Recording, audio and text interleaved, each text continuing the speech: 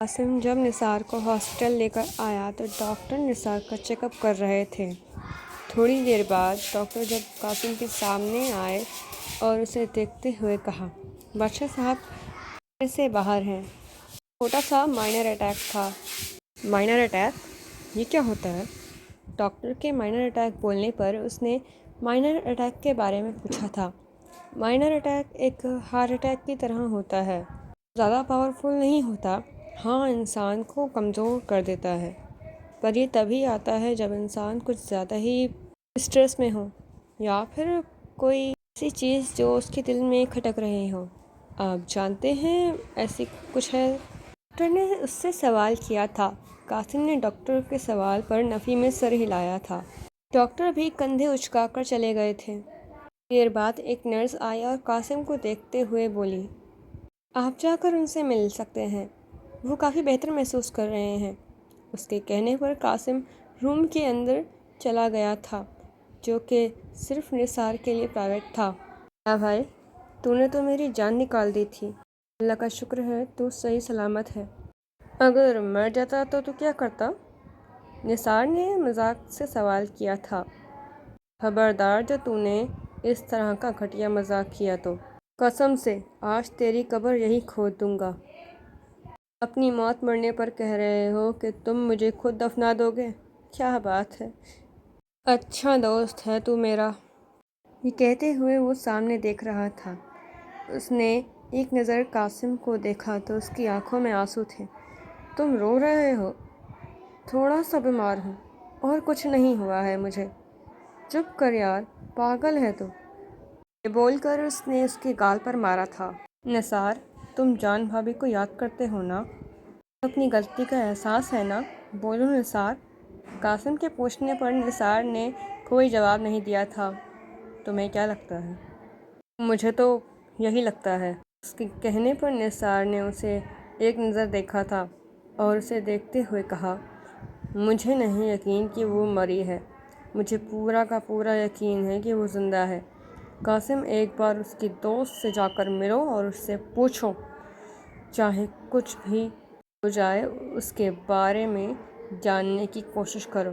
مجھے پورا یقین ہے وہ زندہ ہے، اور اگر وہ زندہ ہے تو اس نے جھوٹ کیوں بولا؟ اگر وہ زندہ بھی ہوئی تو کیا تو اسے بخشے گا؟ تو نے کتنا غلط کیا ہے اس کے ساتھ۔ ایک بار اپنے گناہ کی معافی مانگ لے، خدا بہت بڑا ہے۔ صحیح راہ پہ آ جاؤ۔ قاسم کی بات پر نثار نے اپنی آنکھیں بند کیں اور اسے دیکھتے ہوئے کہا، میں پوری کوشش کروں گا، پر میں خود بدل نہیں سکتا، کسی کے آگے جھک نہیں سکتا۔ اس کے کہنے پر قاسم نے ایک بار پھر اپنا سر نفی میں ہلایا تھا۔ آپ یہ میڈیسنز لے لیے گا، میں سسٹر سے بول دوں گی، وہ آپ کو یہ سب دے دے گی۔ فی الحال آپ ابھی آرام کریں۔ دالیہ یہ کہہ کر پیچھے مڑی تو اس کے سامنے قاسم تھا۔ آپ کون؟ میں قاسم ہوں۔ آپ نے شاید مجھے ٹھیک سے پہچانا نہیں۔ میں بادشاہ خان کا دوست ہوں۔ اس کے کہنے پر دالیہ نارمل ہو چکی تھی۔ اسے پتا تھا ایسا کچھ ہوگا ضرور۔ اب کیا چاہیے ہے آپ کو؟ مجھے جاننا ہے کہ جان کیسے مری تھی، کہ میرے دوست کو یقین نہیں ہے کہ وہ مر چکی ہے، اس لیے آپ مجھے بتا سکتے ہیں۔ میرے کیبن میں چلیں، مجھے آپ سے بات کرنی ہے۔ یہ کہہ کر وہ اپنے کیبن کے اندر چلی آئی تھی۔ اس کے ساتھ ہی ساتھ قاسم پاس والی چیئر پر بیٹھ گیا تھا اور وہ سامنے والی چیئر پر بیٹھی تھی۔ اب بتائیں کیا کہنا ہے آپ کو؟ میں نے آپ سے پوچھا تھا کہ آپ کی دوست یہ سلامت ہے یا وہ اس دنیا میں نہیں ہے۔ میں پہلے بھی کہہ چکی ہوں کہ وہ اس دنیا میں نہیں ہے، پر یہ سب ہوا کیسے؟ اس کے کہنے پر دالیہ نے خود کو ریلیکس کرتے ہوئے کہا، جب آپ کے دوست اسے لاہور چھوڑ کر آئے تھے تو وہ سنسان جگہ تھی، اور ایسی جگہوں پر کوئی کیسے ایک عورت کو اکیلا چھوڑ سکتا ہے؟ فی الحال تو وہ کیسے مری مجھے نہیں پتا۔ مجھے اتنا پتا ہے کہ وہ ایکسیڈنٹ میں مری ہے، کیونکہ اگلے دن مجھے اس کی باڈی ملی تھی۔ مجھے جو پتا تھا میں نے بتا دیا، اور اگر آپ کو یقین نہیں ہے تو میرے پاس ثبوت بھی ہے۔ پوسٹ مارٹم کرنے سے پہلے یہ اس کی نشانیاں ہیں۔ یہ کہہ کر وہ اٹھی اور المیرہ کھول چکی تھی، جس میں اس نے سب سے پہلے تو کے سامنے خون سے سنی ہوئی شال چوڑیاں اس کے سامنے رکھی تھیں۔ آخر میں اس کا بیگ رکھا تھا جو وہ جاتے سمے لے جا رہی تھی۔ اور کچھ چاہیے آپ کو؟ میرے پاس جو تھا میں نے آپ کو دے دیا۔ میرے پاس اب اس کی کوئی نشانی نہیں ہے سوائے کچھ تصویروں کے۔ دیکھ کر میں اسے صرف یاد کر سکتی ہوں۔ اس کے اتنے کچھ کہنے پر قاسم نے سامان لے کر جانا ٹھیک سمجھا۔ بے من سامان لے کر باہر آیا تھا۔ سارا سامان گاڑی کے اندر ڈال کر نے گاڑی اسٹارٹ کی تھی۔ کیا لے کر آئے ہو تم یہ میرے سامنے؟ نثار نے اسے دیکھتے ہوئے کہا تھا۔ یہ تمہاری بیوی کی کچھ نشانیاں ہیں، اپنے پاس رکھ لو۔ بہرحال تو یہ سچ ہے کہ وہ اس دنیا میں نہیں ہے۔ نثار، اس بیچاری کو بہت بری موت ملی ہے۔ ایک بار تم اپنے گناہوں کی معافی مانگ لو، مرنے کے بعد ہی صحیح، شاید وہ تمہیں معاف کر دے۔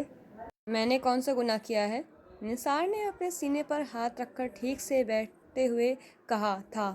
ابھی بھی اس کے سینے میں درد تھا۔ تمہارے سینے کا درد تو میں ٹھیک نہیں کر سکتا، پر ہو سکتا ہو میری معافی ہی تمہارے سینے کا درد کم کر سکے۔ رکھ لو یہ نشانیاں۔ میں تو صرف کہہ سکتا ہوں تم اپنی معافی مانگ لو، اگر کر لو تو اچھا ہوگا، باقی تمہاری مرضی۔ فی الحال ڈاکٹر نے ڈسچارج دے دیا ہے، ہمیں گھر چلنا ہوگا۔ قاسم نے اسے اس کا کرتا دیتے ہوئے کہا تھا۔ اس نے اپنا کرتا ہاتھ میں لے کر بامشکل ہی پہنا تھا۔ ساحل نثار کی گود میں بیٹھا ہوا تھا۔ قاسم اسے اب گھر لے کر آ چکا تھا۔ چاچو ابو، اب آپ کیسے ہیں؟ مجھے بہت فکر ہو رہی تھی، کیونکہ آپ ہی تو ہیں جسے میں اپنے ابو کی طرح مانتا ہوں۔ اگر آپ کو کچھ ہو جاتا تو وہ آگے کچھ کہتا اس سے پہلے ہی نثار نے اس کے لبوں پر انگلی رکھی تھی۔ خبردار اگر کچھ کہا تو۔ آپ ایک بات یاد رکھیں، جب تک میں زندہ ہوں آپ کی حفاظت کرتا رہوں گا، اور مر بھی گیا تب بھی کوئی یتیم نہیں ہونے دوں گا۔ چلے میرے ساتھ، میں آپ کو بتاتا ہوں۔ پتہ نہیں یہ سب باتیں آپ کو کون سکھا رہا ہے۔ یہ کہہ کر وہ بامشکل ہی اٹھا اور اپنے کمرے کی جانب چلا گیا۔ ساحل اس کا ہاتھ پکڑے ہوئے تھا۔ ساحل اس کے ہاتھ پکڑے ہوئے اس کے ساتھ کمرے کے اندر آیا تھا۔ ساحل کو اس نے بیڈ پر بٹھایا تھا اور اپنا سینہ اور اس کا ہاتھ پکڑ کر اپنے لبوں سے چھوا تھا۔ آپ ہماری جان ہیں، ہم آپ کو مرتے دم تک نہیں چھوڑیں گے، کیونکہ آپ وہ ہیں جس کی حفاظت کی ہم نے قسم کھائی تھی۔ تو چاچو، ایک قسم اور کھا لیجیے۔ کیسی قسم؟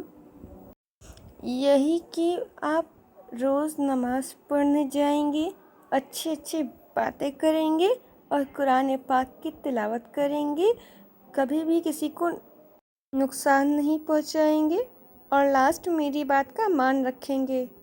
یہ اس نے ڈرتے ڈرتے الفاظ توڑ توڑ کر کہا تھا۔ نثار نے اس کی معصوم سے ڈرے ہوئے چہرے کو دیکھا تھا۔ چاچو بولیے، منظور ہے؟ اور اس کے بدلے ہم سے جان مانگتے تو وہ بھی دے دیتے۔ ہاں منظور ہے میرے بچے، کہہ کر اس نے اس کے ماتھے کو چوما تھا۔ اس پر ساحل کی ایک پیاری سی مسکراہٹ اس کے لبوں پر آئی تھی۔